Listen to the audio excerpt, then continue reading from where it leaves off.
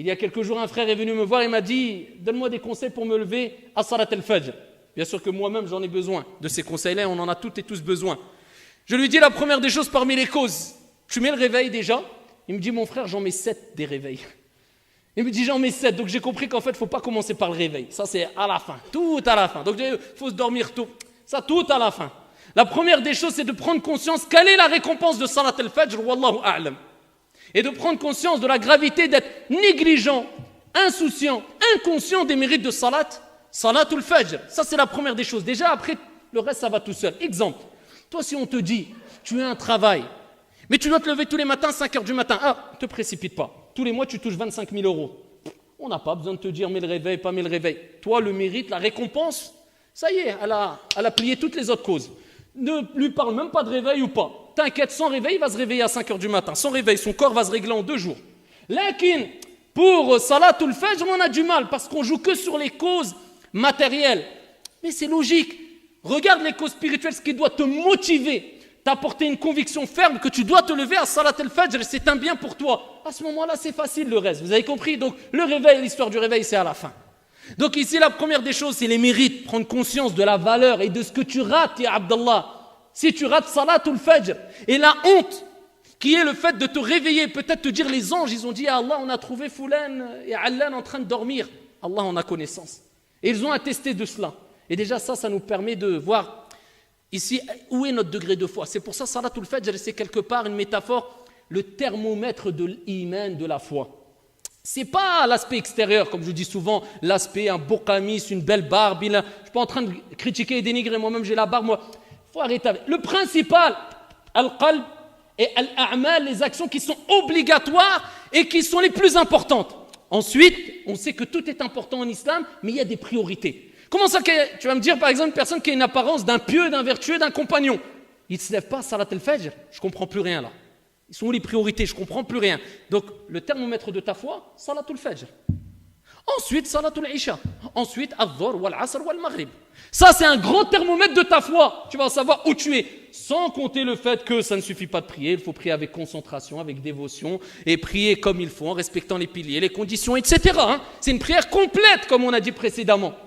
Donc, la première des choses, les mérites. Tu les as compris. Deuxième des choses, avoir la ferme conviction et ici et la ferme résolution de se lever à Salat al-Fajr. Tu te dis, je dois me lever et je veux me lever bi'idhnillah. Troisième des choses, rend faible shaitan, affaiblit le diable. Comment? Fais le wudu.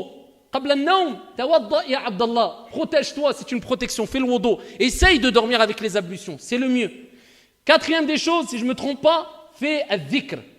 L'évocation et l'invocation. Shaitan va s'affaiblir encore. Tu es en train de te protéger. Si tu récites Ayat al-Kursi tous les soirs, Allah envoie un ange qui te protège toute la nuit bi'idhnillahi azza wa jal.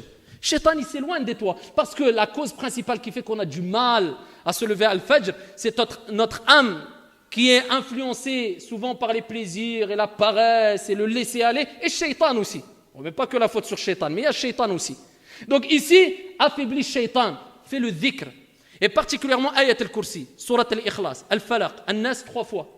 Et fais comme le prophète alayhi salatu wa sallam faisait. Réunis tes mains et récite al-Falaq, al-Nas, al-Ikhlas 3 fois, souffle dans tes mains et essuie ton corps.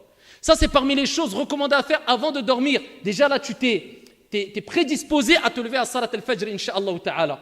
Quand tu te réveilles, eh bien, comment tu dois réagir? Tout de suite. Parce que dès que tu ouvres l'œil, on sait très bien, on les ouvre peut-être 20 fois. Tu as le temps d'avoir éteint 5 réveils, tu ne t'es même pas rendu compte que tu as éteint 5 réveils. Le premier déclic que tu dois avoir, c'est le dhikr. Pourquoi? Le prophète alayhi afdalu salatu wa taslim a dit kama ja'a fi sahih que lorsque l'un d'entre vous dort, Shaitan il vient derrière sa nuque et il lui fait 3 nœuds. Uqad, il lui fait 3 nœuds. Et à chaque nœud, il lui dit, Shaitan il lui dit que ta nuit soit longue. Na'as mzian, dors bien. Et il lui fait le 2e nœud, la même chose. 3e nœud, la même chose. Shaitan y part. Ensuite, quand tu te réveilles, le prophète alayhi salatu wa sallam dit, quand tu fais du dhikr, tu évoques Allah, peu importe, Bismillah, ou tu dis Alhamdulillah, ou tu fais l'invocation Alhamdulillahi alladhi ahyana ba'da ma amatana wa ilayhi an-nushur. L'invocation qui est dans la citadelle du musulman, ala kulli hal, qul ghayr la ilaha illallah. Commence par al-dhikr. Il y a le premier nœud qui part. Il dit alayhi salatu wa sallam, le premier nœud part, donc déjà tu commences à être plus ici plus fort pour lutter contre Shaitan et cette pression venant du diable pour te laisser clouer dans le lit. Il dit tu fais le wudu, il y a un deuxième nœud qui part. Et il dit tu te lèves et tu fais salat, il y a un troisième nœud qui part. C'est pas fini. Combien de nœuds on doit avoir dans la nuque ou derrière la nuque pour certains qui n'ont pas encore dénoué peut-être une fois un nœud? Eh bien ici, le prophète il dit quoi? Ensuite, quand les 3 nœuds, peut-être certains ils ont 500 nœuds, quand les 3 nœuds se sont tirés, eh bien la personne se sent comment?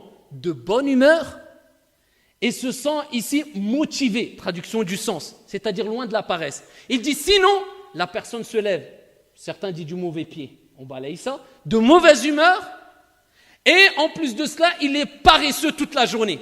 Ça, c'est la réponse à ceux qui disent, je ne sais pas ce que j'ai là, toute la journée, rien. Dès qu'il parle, je suis KO, mon frère, je suis fatigué, j'ai mal, j'ai toute la journée. Alhamdulillah, il est wallahu a'lam.